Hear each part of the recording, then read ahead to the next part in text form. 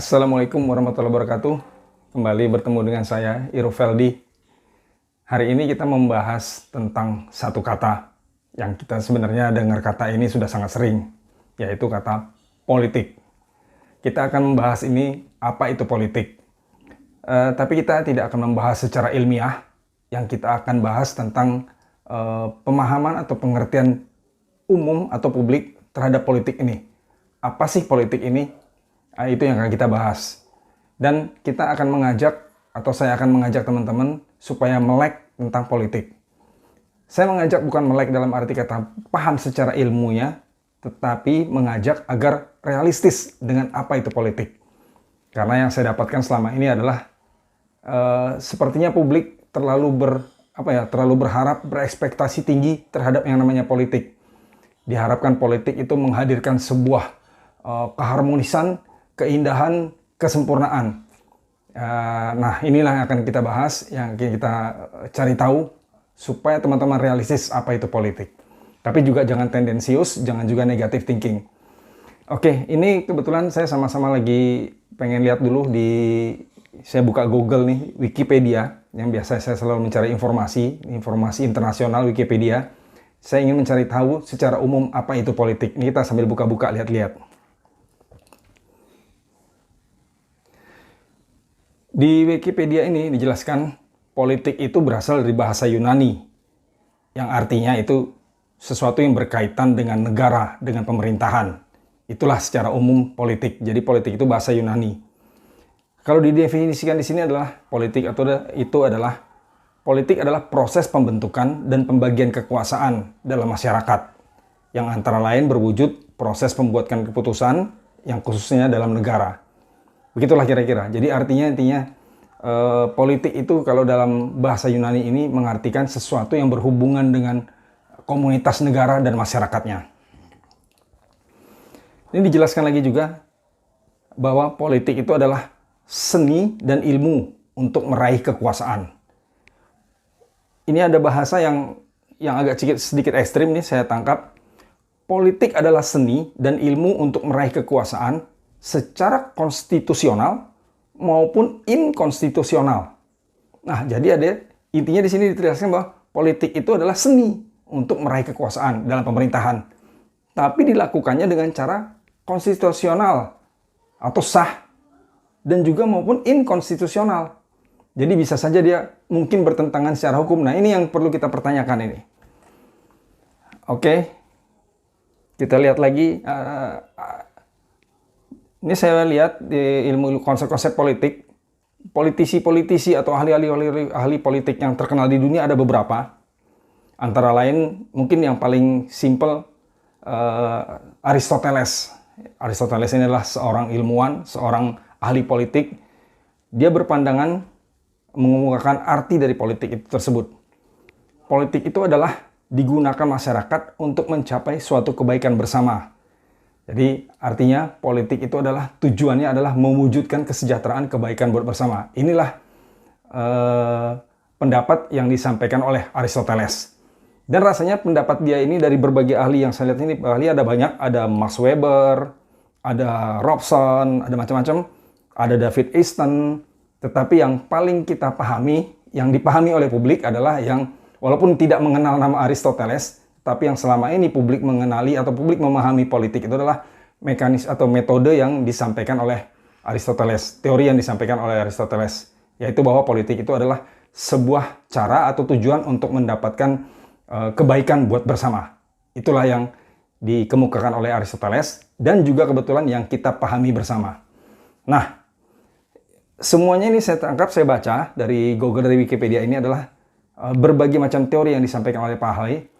Para ahli menyatakan bahwa intinya adalah, walaupun berbagai macam yang mereka sampaikan, intinya adalah simpel bahwa politik ini adalah hal yang menyangkut pemerintahan, kekuasaan, dan ditujukan untuk mengelola masyarakat supaya menjadi baik, mendapatkan kebaikan untuk bersama. Inilah yang di garis besarnya benang merah dari semua teori-teori yang disampaikan oleh para ahli. Nah, cuma yang saya tangkap di sini dari sisi saya adalah mereka semua hanya menyatakan bahwa politik ini adalah tujuannya mencapai kebaikan bersama. Jadi kebaikan buat bersama itu adalah hasil akhir, bukan proses.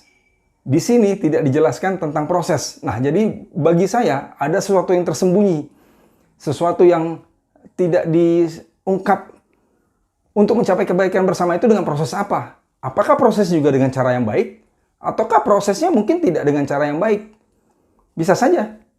Karena dalam politik itu, apapun kita sama-sama tahu, sah dilakukan. Terungkap, seperti mana tadi saya baca di atas, baik secara konstitusional atau inkonstitusional. Baik secara hukum atau kadang-kadang terkesan melanggar hukum. Nah, tapi tujuannya adalah, tetap tadi saya bilang tadi, arahnya kepada kebaikan. Nah, ini akan kita ungkap. Karena dari sini dijelaskan semuanya adalah tujuannya menuju kebaikan. Yang dijelaskan di sini adalah hasil akhir. Tidak ada penjelasan tentang proses. Bagaimana proses mencapai tujuan tersebut? Apakah melalui jalan yang ideal juga? Apakah melalui jalan yang baik juga? Inilah saya ungkap. Oke, saya udah siapkan sebuah narasi berbentuk puisi yang kira-kiranya bisa menjadi pemaparan bagaimana proses yang dilakukan politik sebenarnya untuk mencapai sebuah tujuan. Apakah dengan cara yang baik? Apakah dengan cara yang strategi khusus? Nah, ini akan saya ungkapkan, akan saya paparkan di dalam tayangan ini. Teman-teman jangan kemana-mana, saya akan tayangkan puisi saya ini, saya bacakan sambil saya tayangkan dalam bentuk tulisan di tayangan ini. Oke, ikuti saja dulu. Nanti jangan lupa, habis saya tayangkan puisi saya ini, saya akan membuat sebuah kesimpulan kira-kira. Oke, jangan kemana-mana, silakan saksikan tayangannya. Politik itu adalah sebuah seni. Seni membuat orang untuk menerima bahwa 3 ditambah 3 sama dengan 8. Seni membuat orang untuk percaya, padahal itu bukanlah fakta. Seni membuat orang untuk terbahak, padahal dia sedang diinjak. Seni membuat orang untuk ikhlas dan rela, padahal dia sedang dipaksa. Seni membuat orang merasa dihormati, padahal dia sedang dikuasai. Politik itu adalah seni memutarbalikkan ketidakbenaran. Karena politik meyakininya itu adalah demi mengusung kebenaran yang lebih besar. Politik tak bisa disikapi dengan lugu, lurus, dan polos. Politik tak bisa dilihat sebagai hitam atau putih. Karena politik itu abu-abu yang mencampur hitam dan putih jadi satu. Kadang dia abu-abu, cenderung kehitaman. Kadang dia abu-abu, cenderung keputihan. Kapan dia bergerak mengarah pada kecenderungan-kecenderungan itu? Yaitu pada saat dia harus menjaga di tangannya tetap harus ada kekuasaan. Sebelum kita melanjutkan ke pembahasan tema berikut ini, jangan lupa untuk like-nya dan klik tombol subscribe. Terima kasih. Oke kawan-kawan, tadi sudah sama-sama kita simak puisi, ya semacam puisi yang sudah saya tulis sendiri, yang saya paparkan di dalam tayangan tadi, yang intinya adalah menjelaskan apa itu politik sebenarnya. Yang intinya tujuan saya adalah mengajak kita realistis, melek tentang politik, supaya kita memahami politik itu sebenarnya seperti apa, supaya kita paham dan tidak kecewa. Kadang-kadang kita berharap politik ini sebuah keharmonisan. Ya, benar. Tapi harus dipahami bahwa tujuan akhirnya kadang-kadang sebuah keharmonisan, tetapi prosesnya belum tentu dengan cara yang mulus, dengan cara yang ideal, dengan cara yang harmonis. Belum tentu seperti itu. Sebagaimana saya ungkapkan di puisi saya tadi. Oke, kita coba aja kuliti satu persatu nih ya. Saya sambil baca puisi saya tadi. Jadi saya nggak hafal, jadi sambil saya baca aja. Di paragraf pertama puisi saya adalah mengatakan, politik itu adalah sebuah seni. Seni membuat orang menerima bahwa 3 tambah 3 sama dengan 8 itu benar. Ini sarkastik ya, karena 3 tambah 3 itu 6. Tapi saya sampaikan bahwa politik adalah sebuah seni mengatakan bahwa 3 tambah 3 itu sama dengan 8. Lanjut. Politik itu adalah seni membuat orang percaya, padahal itu bukan fakta. Politik itu adalah seni membuat orang terbahak, padahal dia sedang diinjak. Politik itu adalah seni membuat orang rela, padahal dia sedang dipaksa. Politik itu adalah seni membuat orang dihormati, padahal sedang dikuasai. Inilah satu bait kalimat yang sarkastik, puisi saya ini, Intinya adalah simpel adalah politik itu adalah membuat sesuatu yang kadang-kadang menyalahi aturan, melanggar aturan, tapi kita publik tidak sadar. Karena politik itu kadang-kadang sebuah trik, tipuan. Tapi apakah tipuan itu mendatangkan hal yang negatif di hasil akhir? Belum tentu. Karena seperti kita sampaikan tadi, secara teori politik akhirnya adalah tujuannya untuk tujuan baik. Tetapi dalam ungkapan saya ini, dalam puisi ini adalah saya mengarahkan teman-teman bahwa kita harus sadar kadang-kadang menuju tujuan yang baik belum tentu dengan cara yang baik. Dan itulah politik. Inilah yang saya ungkapkan dalam puisi saya. Oke, kita lanjut lagi bait kedua. Politik itu adalah seni membuat ketidakbenaran. Karena politik meyakininya demi mengusung kebenaran yang lebih besar. Nah, ini kata-kata yang sangat penting. Artinya, dalam politik itu kadang-kadang membuat sesuatu yang di mata kita atau standar kita adalah dia berbuat sesuatu yang tidak benar. Nah, mungkin kita kecewa. Tetapi kadang-kadang si politik atau politisi-politisi yang bermain di politik ini meyakini bahwa itulah cara demi mengusung sesuatu yang lebih benar. Kira-kira begini bahasa kasarnya. Kalau perlu dia membunuh orang, demi apa? Demi menyelamatkan hal yang lebih besar. Karena dianggap yang satu orang yang dia bunuh tadi memang akan mendatangkan hal yang bermasalah, akan menjadi mudarat. Jadi dia korbankanlah satu orang yang dia bunuh tadi. Walaupun orang yang tadi yang dibunuh ini mungkin barangkali di mata kita hal orang yang baik, tapi belum tentu di pandangan politik. Karena mungkin dia berbuat sesuatu yang akan mengganggu secara besar, secara luas kebaikan buat masyarakat secara umum. Nah, inilah politik. Jadi dalam kalimat ini adalah menegaskan pada teman-teman, menjelaskan atau mengajak teman-teman untuk realistis. Kadang-kadang kita suka kecewa dengan pemerintahan, dengan politik. Oh, kok kenapa begitu? Kenapa begini? Kok caranya nggak begitu? Belum tentu itu cara itu tidak bagus. Caranya mungkin tidak bagus, tapi barangkali si politik atau si pemerintah atau si politisi yang bermain politik punya niat yang lebih baik. Bahwa ada satu yang harus dikorbankan melalui cara yang tidak baik, ya itulah politik. Oke, kita lanjut lagi di paragraf saya yang berikutnya. Politik tidak bisa disikapi Politik tidak bisa disikapi lugu, polos, dan lurus. Politik tak bisa dilihat hitam dan putih. Karena politik itu abu-abu. Mencampur hitam putih jadi satu. Kadang dia abu-abu cenderung kehitaman, kadang dia abu-abu cenderung keputihan. Kapan dia bergerak sesuai kecenderungan itu? Yaitu saat dia harus menjaga di tangannya tetap ada penguasaan. Nah, inilah kalimat bait terakhir. Ada 3 bait nih puisi saya. Ini kalimat terakhir yang lebih menegaskan dan bisa menjadi sebuah kesimpulan.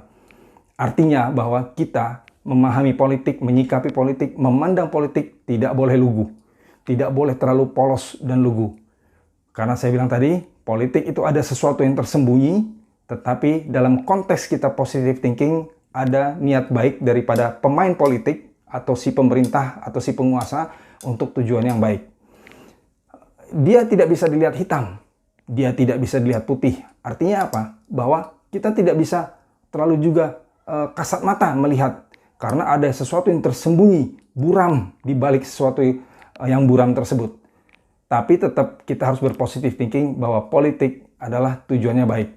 Nah, sebagaimana saya sampaikan tadi ini, kapan dia hitam, kapan dia putih, dia bisa berubah-ubah. Dia dinamis. Tidak ada dalam politik itu idealis. Dia akan bertahan di tempatnya, tidak. Politik itu akan bergerak dinamis mengikuti keadaan. Nah, kapan dia bergerak ke hitam, kapan dia bergerak ke putih, umumnya adalah saat dia merasa kekuasaannya mulai terganggu. Di mana dia merasa kekuasaannya terganggu, dia harus bergerak mengikuti gangguan tersebut. Kapan dia harus pergi ke hitam, kapan dia harus pergi ke putih. Itulah politik. Intinya dia harus mempertahankan kekuasaan, dia harus mempertahankan dia berada di kekuasaan. Kembali kepada konteks positive thinkingnya adalah kata kekuasaan ini juga jangan diartikan dengan konotasi negatif, karena memang tetap kita masih dalam skema positive thinking bahwa si pemilik kekuasaan atau si politisi yang bermain di dalam politik tujuannya adalah baik. Dia ingin memperjuangkan suatu hal yang kebaikan buat masyarakat dan dia perlu duduk di dalam kekuasaan. Itulah dalam konteks ini. Jadi intinya adalah saya mau mengulangi lagi teman-teman supaya kita tidak terlalu polos, lugu, karena sering kita mengamati langkah-langkah pemerintah, langkah-langkah politik yang dilakukan oleh penguasa kita, pemerintah dimanapun, terutama di Indonesia, kadang-kadang di mata kita, di pandangan kita, kok sepertinya langkah itu tidak benar. Ada kadang-kadang juga seperti melanggar aturan versi kita ya. Itulah namanya politik. Jadi kalau saya analogikan politik itu seperti main catur. Mungkin teman-teman yang bisa bermain catur tahu, kadang-kadang kita harus mengorbankan pion. Kadang-kadang menteri pun kita harus korbankan gitu ya. Demi apa? Demi ternyata kita punya langkah yang lain. Nah, itulah politik. Jadi jangan kita menilai bahwa ada langkah pemerintah atau langkah politik pemerintah yang pemerintah putuskan di mata publik atau di mata kita itu hal yang janggal, hal yang sepertinya tidak pantas dilakukan, tapi kita yakinilah positive thinking bahwa ada sesuatu di balik tersebut. Nah, itulah kira-kira. Nah, cuma kita berharap memang itulah kira-kira yang sebenarnya menjadi tujuan utama dari politik, terutama politik pemerintahan negeri kita. Kita berharap semata-mata apapun yang dilakukan pemerintah, kalau memang dia tujuannya adalah demi kebaikan masyarakat, demi kebaikan rakyatnya, ya kita ikhlas. Kita akan berusaha untuk menerima apapun cara yang dilakukan tadi. Selama ya tidak terlalu, ya tidak sampai bertentangan sekali lah dengan hukum, selama itu janggal-janggal, ada kejanggalan-kejanggalan dari cara-cara tersebut, tetapi selama pemerintah bertujuan akhirnya, saya bilang tadi tujuannya akhirnya adalah baik, ya silahkan. Namun jangan sampai tujuan tersebut semata-mata ingin merenggut atau mempertahankan kekuasaan. Nah, itu yang menurut saya itu yang harus sebenarnya diperbaiki. Kalau tujuannya adalah semata-mata untuk kekuasaan, ya itu jelas tidak baik. Tapi kalaupun juga tujuan semata-mata kekuasaan adalah demi juga memang mempertahankan hal yang dia perjuangkan demi kebaikan, ya silahkan. Tetapi kalau tujuan memperkuat kekuasaan yang ujung-ujungnya adalah demi, ya artinya kalau kekuasaan identiknya adalah harta dan kekayaan. Nah, itu yang kita hindarin. Bahwa adanya harta dan kekayaan sebagai konsekuensi bagi pejabat tinggi, silahkan. Tetapi karena demi mengejar harta dan kekayaan, dia harus mempertahankan kekuasaan, ya itu kita harapkan tidak terjadi di negeri kita. Oke, demikian kawan-kawan. Semoga pemaparan saya yang ya santai ini dapat dipahami, supaya kita juga paham. Beginilah saya memaparkan sebuah sarkastik tentang politik. Tujuannya satu, supaya teman-teman paham, kadang-kadang di mata kita, cara mencapai sesuatu, cara berpolitik, itu bertentangan dengan nurani kita. Tapi kita yakini bahwa politisi atau politik atau pemerintah kita punya sesuatu hal yang lebih besar yang dia yakini lebih benar.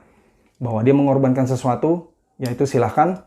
Tapi kita berharap dia memperjuangkan hal yang lebih besar, hal yang lebih baik buat kita bersama. Demikian, semoga bisa disikapi dengan positif dan bijak apa yang saya sampaikan ini. Jangan ditendensi kemanapun, ini tujuannya supaya kita sama-sama paham aja. Oke, Assalamualaikum warahmatullahi wabarakatuh. Radiasi Positif menganalisa berbagai tema sosial dari perspektif out of the box dari sudut dimensi yang berbeda. Dengan ini diharapkan menghadirkan pencerahan yang dapat dijadikan pedoman untuk menilai dengan logis dan bijak.